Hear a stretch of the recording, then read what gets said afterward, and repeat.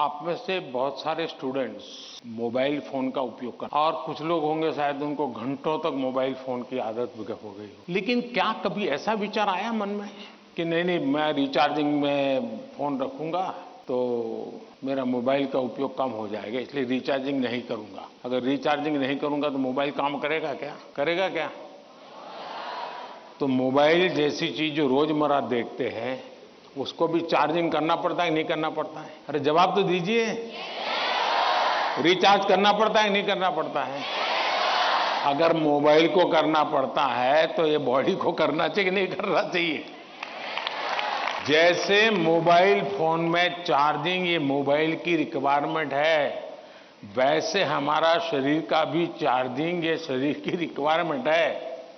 आप ऐसा सोचो कि नहीं पढ़ना है तो बस विंडो बंद, पढ़ाई बाकी सब बंद, ऐसा कभी नहीं हो सकता है। जीवन ऐसे नहीं जी सकते हैं और इसलिए जीवन को थोड़ा संतुलित बनाना पड़ता है। कुछ लोग होते हैं खेलते ही रहते हैं, वो भी एक संकट होता है।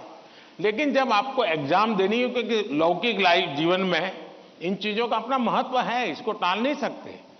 लेकिन अगर हम स्वस्थ ही नहीं रहेंगे, अगर हम अपने शरीर में वो सामर्थ्य ही नहीं होगा, तो हो सकता है कि 3 घंटे एग्जाम में बैठने का सामर्थ्य खो देंगे, फिर 5 मिनट ऐसे ही करके बैठा रहना पड़ेगा। और इसलिए स्वस्थ शरीर स्वस्थ मन के लिए भी बहुत जरूरी है। अब स्वस्थ शरीर का मतलब ये तो नहीं है कि आपको पहलवानी करनी है, ये आवश्यक नहीं है, लेकिन जीवन में कुछ नियमितताएं होती है। अब आप कभी सोचिए, कितना समय है जिसमें आप खुले आसमान के नीचे सनलाइट में बिताए हो। अगर आप चलो पढ़ना भी है तो किताब लेकर के सनलाइट में बैठो ना भाई थोड़ी देर। कभी कभी बॉडी को रिचार्ज करने में सनलाइट भी बहुत जरूरी होता है। क्या कभी कोशिश की नियम से कि भाई मैं दिन में कैसे भी करके इतना तो मौका निकाल दूं ताकि मुझे सनलाइट के साथ नाता रहे?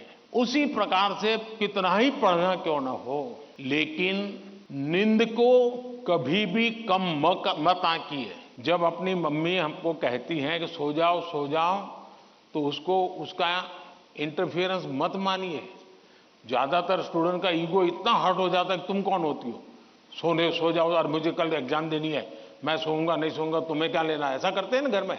जो नहीं करते हैं ना बोले, जो करते हैं वो बोले। जरा करते हैं, कोई नहीं बोल रहा है लेकिन ये पक्का है कि नींद के विषय में भी अगर एक बार रील पर चढ़ गए, एक के बाद एक रील देखते ही गए, छुपाना चाहते हो ना, कितना समय बीत गया पता नहीं, कितनी नींद खराब हो गई पता नहीं, क्या निकाला पहला रील देखा था याद करो जरा, याद भी नहीं है, ऐसे ही देख रहे हैं। ऐसे हम नींद को बहुत कम आंकते हैं। आज आधुनिक हेल्थ साइंस जो है वो नींद को बहुत तवज्जो देता है। आप आवश्यक नींद लेते हैं कि नहीं लेते हैं, वो आपके स्वास्थ्य पर बहुत बड़ा महत्वपूर्ण है। आपको उस पर ध्यान केंद्रित करना चाहिए। इसका मतलब ये भी नहीं कि बस एग्जाम तो आती रहेगी। मोदी जी को मिला था, उसने कहा है सो जाओ, अभी यहाँ आर्टिस्टिक बोर्ड बनाओ और घर में घुसते ही लिखो सो जाओ, मम्मी पापा को दिखा दो सो जाओ। ऐसा तो नहीं करेंगे ना। कम नींद स्वास्थ्य के लिए अनुचित है। कुछ अपवाद लोग होते हैं जिनको उन्होंने अपने एक ऐसे स्टेज पर बॉडी को ले गए हैं, उनको शायद उससे बाहर होंगे। सामान्य मानवीय के जीवन के लिए अनुचित है। आप कोशिश कीजिए कि आपकी रिक्वायर जितनी भी नींद है वो आप पूरी लेते हैं, और ये भी देखिए कि साउंड स्लीप है कि नहीं। बहुत गहरी नींद होनी चाहिए। आप हैरान हो जाएंगे, ये जो टीचर बैठे हैं ना, बड़ी आयु के टीचर, ये सुनकर के जरूर चौंक जाएंगे। आज भी मैं इतना सारा मेरे पास काम है ना, आप लोगों जितना नहीं है, लेकिन 365 दिन कोई अपवाद नहीं, अगर मैं बिस्तर पे लेटा नहीं कि 30 सेकंड में डीप स्लीप की तरफ नहीं चला गया था, होता नहीं। 30 सेकंड लगता है मुझे। आप में से बहुत छोटी आयु के भी होंगे, कभी इधर कभी उधर कभी उधर कभी उधर, फिर नींद आई तो आई। क्यों? मेरा बाकी जो जागृत अवस्था का समय है उसमें बहुत जागृत रहता। तो जब जागृत हूं तो पूरी तरह जागृत हूं, जब सोया हूं तो पूरी तरह सोया हूं, और वो बैलेंस जो बड़ी आयु के लोग हों परेशान होते होंगे, हाँ यार हमें तो नींद ही नहीं आती, आधा घंटा तो ऐसे ही करवट बदलते रहते हैं, और ये आप अचीव कर सकते हैं। फिर एक विषय है न्यूट्रिशन, संतुलित आहार, और आप जिस उम्र में हैं उस उम्र में जिन चीजों की जरूरत है वो आपके आहार में है कि नहीं है। एक चीज पसंद है बस खाते रहते हो, पेट भर जाता है, कभी मन भर जाता है, लेकिन शरीर की आवश्यकताएं पूरी नहीं करता है।